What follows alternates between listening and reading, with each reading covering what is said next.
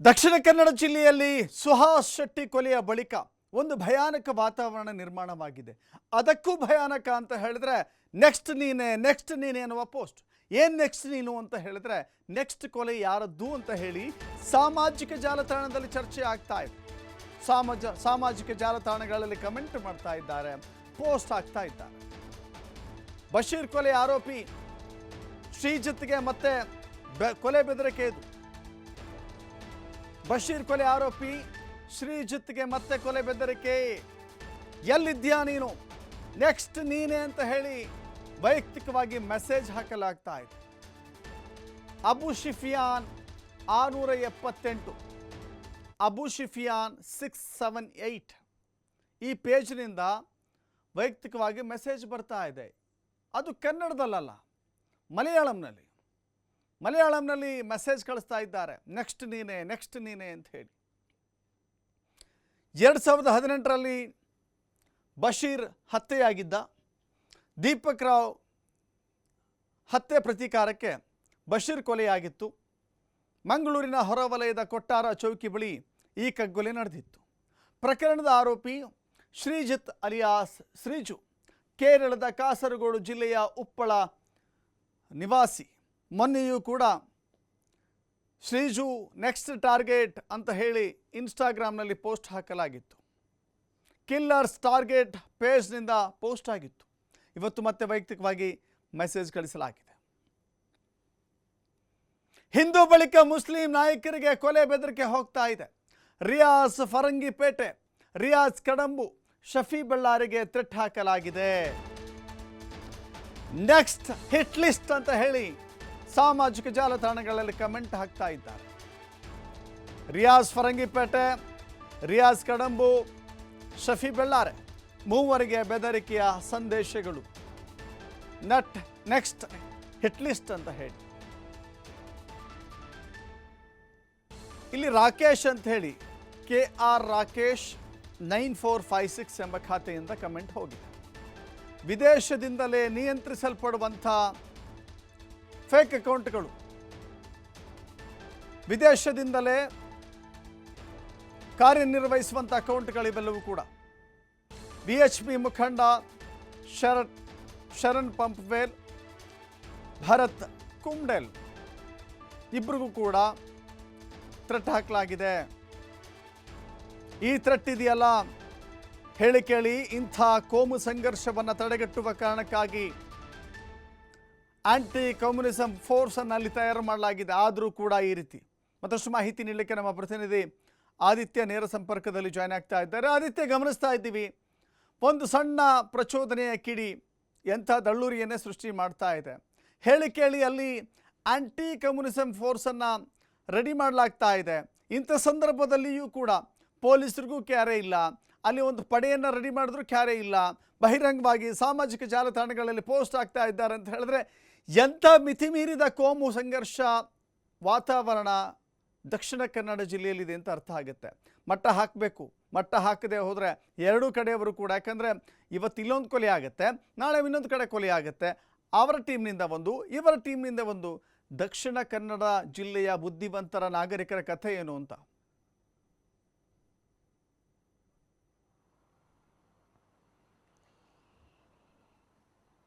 S, ಮತ್ತೊಮ್ಮೆ ಸಂಪರ್ಕ ಮಾಡೋಣ.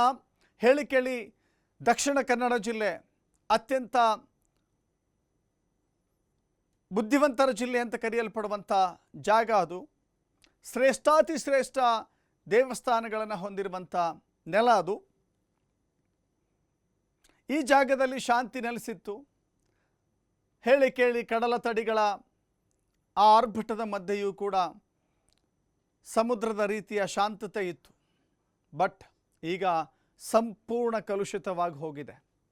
ದಕ್ಷಿಣ ಕನ್ನಡ ಜಿಲ್ಲೆ ಅಂದರೆ ಬೆಚ್ಚಿ ಬೀಳಿಸಬೇಕಾಗತ್ತೆ.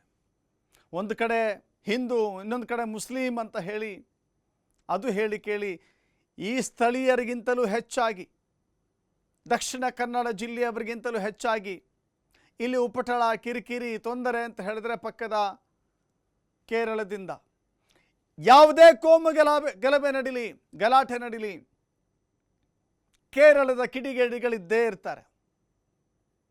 ಕೇರಳದ ಕಿಡಿಗೇಡಿಗಳು ಕರ್ನಾಟಕಕ್ಕೆ ಬಂದು ಬೆಂಕಿ ಹಚ್ಚಿ ಅದರಲ್ಲಿ ತಮ್ಮ ಕೋಮು ಸಂಘರ್ಷದ ತೃಷೆಯನ್ನು ತೀರಿಸಿಕೊಳ್ಳುವಂಥ ರೀತಿಗೆ ಹೋಗ್ತಾರೆ. ಎಸ್, ಮತ್ತೆ ಸಂಪರ್ಕಕ್ಕೆ ಬಂದಿದ್ದಾರೆ ಆದಿತ್ಯ ಗಮನಿಸ್ತಾ ಇದ್ದೀವಿ, ಬಹಳ ದೊಡ್ಡ ಮಟ್ಟದ ಪ್ರಯತ್ನ ಆಗ್ತಾ ಇದ್ರೂ ಕೂಡ ಸಂಘರ್ಷ ಮಿತಿ ಮೀರಿ ಹೋಗ್ತಾ ಇದೆ ದಿನೇ ದಿನಕ್ಕೆ. ಬುದ್ಧಿವಂತರ ನಾಡು, ದೇವಸ್ಥಾನಗಳನ್ನು ಹೊಂದಿರುವಂಥ ನಾಡು, ಆ ನೆಲದಲ್ಲಿ ಶಾಂತಿ ನೆಲೆಸಬೇಕು ಅಂತ ಹೇಳಿದ್ರೆ ಮಟ್ಟ ಹಾಕಲೇಬೇಕು. ಇವತ್ತು ಇಲ್ಲೊಂದು ಕೊಲೆ ಆಗುತ್ತೆ, ನಾಳೆ ಅಲ್ಲೊಂದು ಕೊಲೆ ಆಗುತ್ತೆ, ಆ ಸಂಘರ್ಷಕ್ಕೆ ಇಲ್ಲಿ, ಈ ಸೈಡಿಗೆ ಅಲ್ಲಿ. ಸೊ ಇದು ಕೊನೆ ಯಾವಾಗ ಅಂತ ಜನ ಯೋಚನೆ ಮಾಡ್ತಾ ಇಲ್ವಾ ಅಲ್ಲಿ? ನಿಜಕ್ಕೂ ದಶರಥ್, ಯಾಕಂದ್ರೆ ಮೊನ್ನೆ ಸುಹಾಸ್ ಶೆಟ್ಟಿಯ ಮರ್ಡರ್ ಬಳಿಕ ನಿಜಕ್ಕೂ ಕೂಡ ಮಂಗಳೂರು ಭಾಗದ ಜನ ಬೆಚ್ಚಿ ಬಿದ್ದಿದ್ದಾರೆ. ಎಷ್ಟೋ ಜನ ಮನೆಯಿಂದ ಹೊರಗಡೆ ಬರೋದಕ್ಕೂ ಕೂಡ ಭಯ ಪಡ್ತಾ ಇದ್ದಾರೆ. ಯಾವಾಗ ಏನಾಗುತ್ತೋ ಅನ್ನುವಂಥ ಒಂದು ಆತಂಕದ ಕಾರ್ಮೋಡ ಮಂಗಳೂರಿನಲ್ಲಿ ಇದೆ. ಇನ್ನೂ ಆ ಕೊಲೆಯಿಂದ ಮಂಗಳೂರು ಹೊರಗಡೆ ಬಂದಿಲ್ಲ. ಈ ಹೊತ್ತಲ್ಲೇ ಕೆಲವೊಂದಿಷ್ಟು ಕಿಡಿಗೇಡಿಗಳು ಉರಿತಾ ಇರುವಂತಹ ಬೆಂಕಿಗೆ ತುಪ್ಪವನ್ನು ಸುರಿಯುವಂಥ ಕೆಲಸವನ್ನ ಸಾಮಾಜಿಕ ಜಾಲತಾಣಗಳ ಮೂಲಕ ಮಾಡ್ತಾ ಇದ್ದಾರೆ.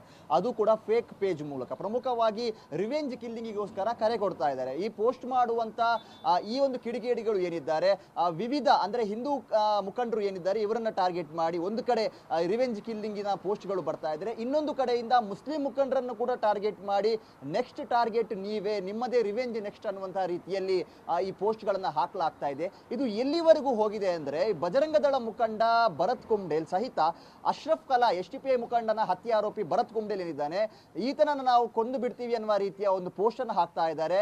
ನೆಕ್ಸ್ಟ್ ಟಾರ್ಗೆಟ್ ಭರತ್ ಕುಂಬ್ಡೇಲ್ ಅಂತ ಪೋಸ್ಟ್ ಅನ್ನು ಹಾಕ್ತಾ ಇದ್ದಾರೆ. ಇದರೊಂದಿಗೆ ಆತನನ್ನ ಹತ್ಯೆ ಮಾಡೋದಕ್ಕೆ ನಾವು ಆಯುಧಗಳನ್ನು ಕೂಡ ಸಿದ್ಧಪಡಿಸಿಕೊಂಡಿದ್ದೀವಿ ಅನ್ನುವಂತಹ ರೀತಿಯ ಫೋಟೋಗಳನ್ನು ಕೂಡ ಸ್ಟೋರಿಗಳ ಮೂಲಕ ಅವರು ಹಾಕ್ತಾ ಇರುವಂತದ್ದು. ವಿದ್ ತಲ್ವಾರ್ ಅವರದನ್ನ ಹಾಕ್ತಾ ಇದ್ದಾರೆ, ಅದನ್ನ ರಾಜಾರೋಷವಾಗಿ ಅವರು ಪೋಸ್ಟ್ ಮಾಡ್ತಾ ಇದ್ದಾರೆ, ಯಾವುದೇ ಒಂದು ರೀತಿಯ ಭಯ ಇಲ್ಲದ ರೀತಿಯಲ್ಲಿ. ಮತ್ತು ಇನ್ನೋರ್ವ ಆರೋಪಿ ಅಂದ್ರೆ 2018ರಲ್ಲಿ ದೀಪಕ್ ರಾವ್ ಹತ್ಯೆಗೆ ಪ್ರತಿಕಾರವಾಗಿ ಹತ್ಯೆ ನಡೆದಿದ್ದಂತಹ ಬಶೀರ್ ಹತ್ಯೆಯ ಕೊಲೆ ಆರೋಪಿ ಆಗಿರುವಂತಹ ಶ್ರೀಜಿತ್ ಕಾಸರಗೋಡು ಏನಿದೆ, ಇತರಿಗೂ ಕೂಡ ಬೆದರಿಕೆ ಕರೆಗಳು ಬೇರೆ ಬೇರೆ ಫೇಸ್ ಅಕೌಂಟ್ ಗಳಿಂದ ಬರ್ತಾ ಇದೆ. ಪ್ರಮುಖವಾಗಿ ಟಾರ್ಗೆಟ್ ಕಿಲ್ಲರ್ಸ್ ಅನ್ನುವಂತ ಒಂದು ಪೇಜ್ ನಲ್ಲೂ ಕೂಡ ನೆಕ್ಸ್ಟ್ ಟಾರ್ಗೆಟ್ ಶ್ರೀಜಿತ್ ಅನ್ನುವಂತ ರೀತಿಯಲ್ಲಿ ಪೋಸ್ಟ್ ಮಾಡಲಾಗ್ತಾ ಇದೆ.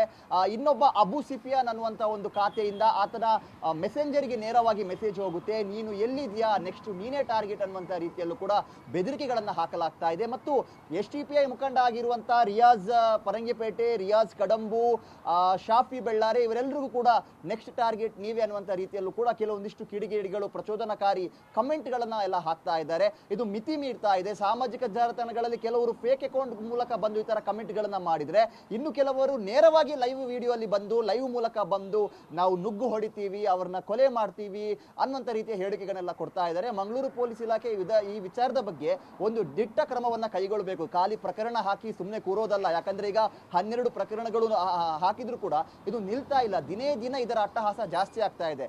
ಸುಹಾಸ್ ಶೆಟ್ಟಿಯ ಒಂದು ಮರ್ಡರ್ ವಿಡಿಯೋ ಬಹಳ ಭಯಾನಕವಾಗಿದೆ. ಆ ಮರ್ಡರ್ ವಿಡಿಯೋನ ಇಟ್ಟುಕೊಂಡು ಅದನ್ನ ಸಂಭ್ರಮಿಸುವ ರೀತಿಯಲ್ಲಿ ಟ್ರೋಲ್ ಮಾಡಿ ಅದಕ್ಕೆ ಬೇರೆ ಬೇರೆ ರೀತಿಯ ಒಂದು ನಿಂದನಾತ್ಮಕ ಬರಹಗಳನ್ನ ಹಾಕಿ ಅದನ್ನ ವಿಜೃಂಭಿಸುವಂತ ಘಟನೆಗಳು ಕೂಡ ನಡೀತಾ ಇದೆ. ಅಂದ್ರೆ ಎಲ್ಲೋ ಒಂದು ಕಡೆ ಪೊಲೀಸ್ ಇಲಾಖೆ, ಸರ್ಕಾರ ಮತ್ತು ಜನಸಾಮಾನ್ಯರು ಒಮ್ಮೆ ಶಾಂತಿ ಮಂಗಳೂರಿನಲ್ಲಿ ನೆಲೆಸಲಿ, ಮತ್ತೆ ಇಂತಹ ಅಹಿತಕರ ಘಟನೆಗಳು ನಡೆಯೋದು ಬೇಡ, ಯಾರೋ ಒಬ್ಬ ಅಮಾಯಕರ ಮನೆಯ ಮಕ್ಕಳು ಬಲಿಯಾಗೋದು ಬೇಡ ಅಂತ ದೇವರಲ್ಲಿ ಪ್ರಾರ್ಥನೆ ಮಾಡ್ತಾ ಇದ್ರೆ ಇನ್ನಿಷ್ಟು ಕಿಡಿಗೇಡಿಗಳು ಇಲ್ಲಿಗೆ ನಿಲ್ಲೋದಿಲ್ಲ, ಇನ್ನಷ್ಟು ನಡಿಬೇಕು, ಮುಂದಕ್ಕೂ ಕೂಡ ನಡಿಬೇಕು ಅನ್ನುವಂತ ರೀತಿಯ ಪೋಸ್ಟ್ ಗಳನ್ನ ಹಾಕ್ತಾ ಇದ್ದಾರೆ. ಈ ವಿಕೃತಿಗೆ ಸಂಪೂರ್ಣ ಕಡಿವಾಣ ಹಾಕುವಂತ ಕೆಲಸವನ್ನ ಪೊಲೀಸ್ ಇಲಾಖೆ ಬಹಳ ಒಂದು ಗಂಭೀರತೆಯನ್ನ ಮಾಡಬೇಕಾಗಿದೆ. ಥ್ಯಾಂಕ್ ಯು ಆದಿತ್ಯ, ನಿಮ್ಮೆಲ್ಲ ಮಾಹಿತಿಗೆ.